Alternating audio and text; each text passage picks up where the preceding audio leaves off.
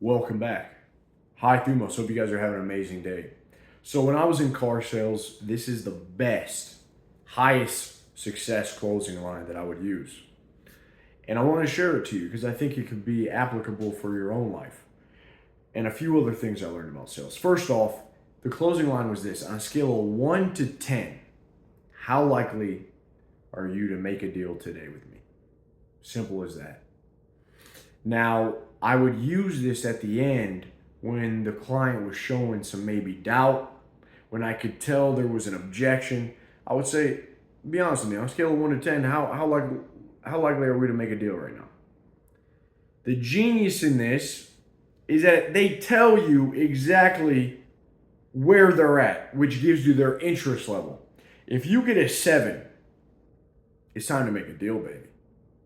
If you get an 8, done deal. You're right there, and so on and so forth. If you get lower than a 7, in my experience, you got some strings to tug. You got some finagling to do. But again, the beauty of it shows you their interest and it gives you their objection. They literally tell you. If they say, I'm about a 7 right now. Well, sir, what can we do to make that a 10? That's how you finish the line. And right then and there, you listen. They'll tell you. It's an array of different things. Sometimes it's as simple as, I just don't have this amount for the down payment. No worries. Let me take this to my general manager. We'll see what we can do. You don't even got to discount the car. Okay? Sometimes it's something so crazy that you would never have thought about it on your own. So they just tell you. So it's a great closing line. Think about how you could use that for your life. If you're in some sort of sales where you're face to face, maybe you're selling solar panels. How likely are, on a scale of 1 to 10, how likely are we to install some solar panels this summer on your house? I'm about a 6. I'm not too sure about them. I don't really, know if it's really going to save me money. Sir, let me just show you this graph that shows you over the course of 1 year how much solar panels can save you compared to your freaking electric bill. I'm just riffing now, but that's exactly what they'll tell you. They'll tell you their objection. So that's that. The next thing I recommend is selling with honesty. Now, listen, it's not like 20 years ago where you can just bullshit people. This is with selling cars, with insurance, selling stuff online. And there's a lot of people that are scammers selling a bunch of BS. People can do their research. People have an idea. They're not stupid.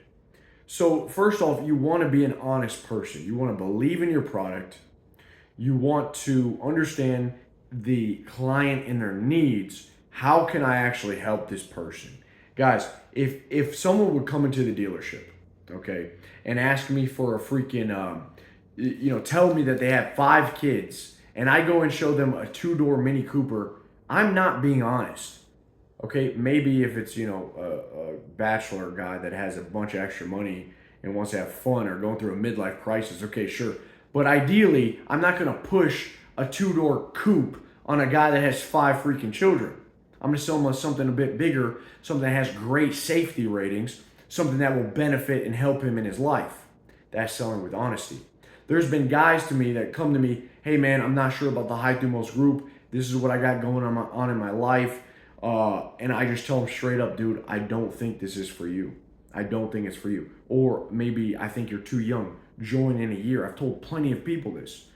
So, you want to believe in your product and help people, but if you don't think the product's for them, don't push it so hard, okay? And they'll respect you for this. A lot of times they'll come back at a different time or they'll recommend you to their friends and family, so that generates more leads. You want to be honest in your selling.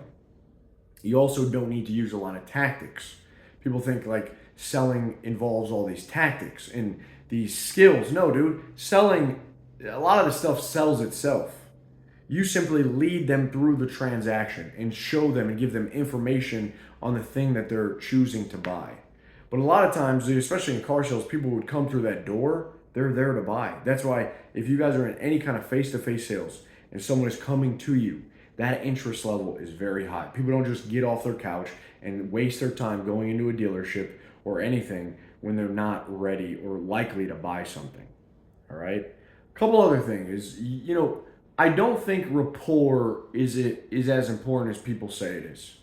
I think it's very easy and good to build some rapport, but don't take too long on it because then it's a waste of time. What you want to do is get to the heart of things. You want to figure out their objections. You want to figure out what people need. Why aren't they buying from you? You want to figure that out as quickly as possible. You don't want to get too carried away talking about their dog and their family and their vacation last summer and if they're golfing outing. Like, you want to get to the point. It's good though to use people's name, not to use it too frequently where it seems like you're being inauthentic. You want to use people's name, right? But like not too much, not where you're like forcing it. You want to have some rapport built, maybe, a few questions, chatting a little bit, a little small talk, but don't push it. Okay. Respond immediately to your clients. Guys, in the High Thumos group, every single person that joins the group, I try to first send them a message. Like, just go above and beyond a little bit. Now, responding immediately is how you go above and beyond, right?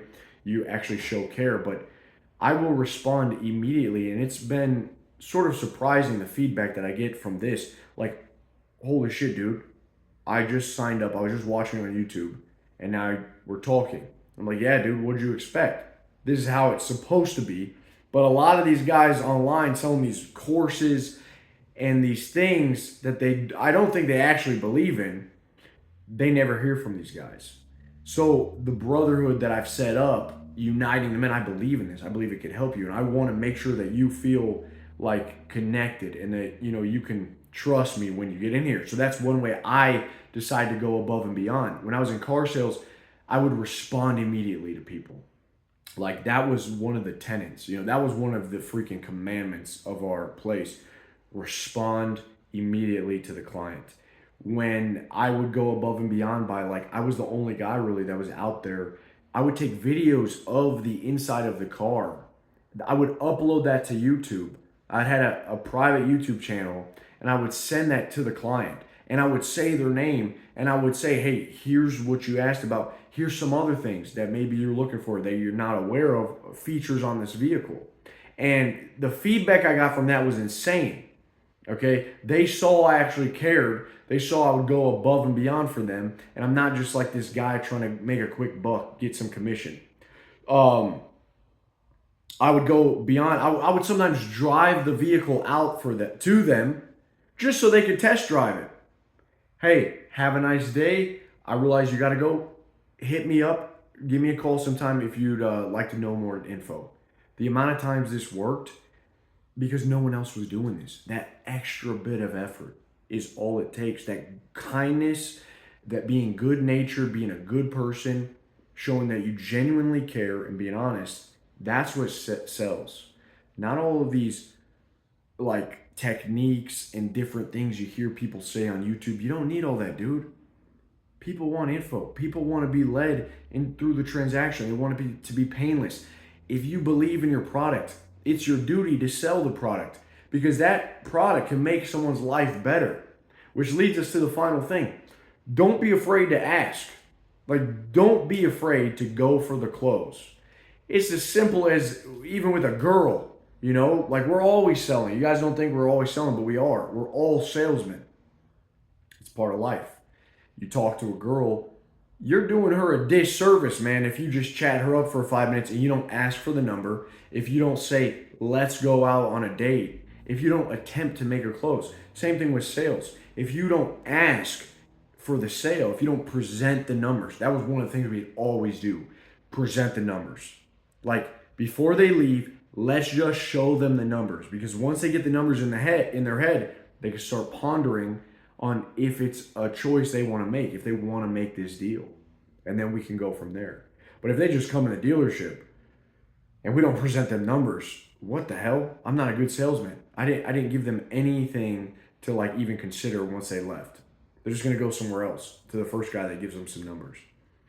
So don't be afraid to close. Don't be afraid to ask for that sale. Being a salesman is simply leadership. You're leading them through the process. You're showing them the goods, and you're helping them get into a better place and purchase something that they would better their lives. So that's really it, man. Another thing is you can use too is get a deposit. Commitment, consistency, bias. When people commit through an exchange of like, all right, I would try to get a $500 deposit when I was in car sales. You know what? Take the car home for a night. Give us a $500 deposit, just in case we can hold this exact one. And sometimes it wouldn't work out, but more often than not, people would come back the next day and yeah, let's do this. Let's do it. So deposit was this commitment. That's really it, man. I think people complicate sales. I think they want a bunch of books and stuff. One book I highly recommend is Pitch Anything by Oren Klaff. This book really, it didn't help me close the deals per se, but it helped me handle different types of people. It helped me understand different types of people, very aggressive types, usually strong, older gentlemen that don't want any bullshit. It helped me understand that type. It helped me understand the ladies that were maybe very shy and intimidated. It helped me sort of get a better grasp on human nature. This book, it was awesome. It went beyond sales and went into more social dynamics and how the brain works. I hope that you guys will read this book, Pitch Anything by Oren Klaff.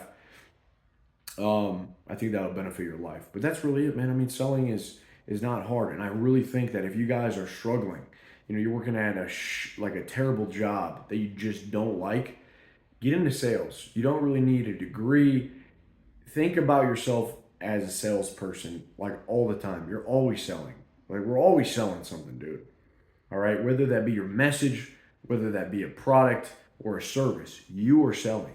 Even if it's just yourself, right? You're selling. So get comfortable with selling. Don't think it's this thing for scummy people to do. No, that's sales makes the world go around. So realize that and begin selling. All right. So that's it. Be a good person. Be honest. Have integrity, and have the Thumos. All right. Talk to you guys soon. Peace.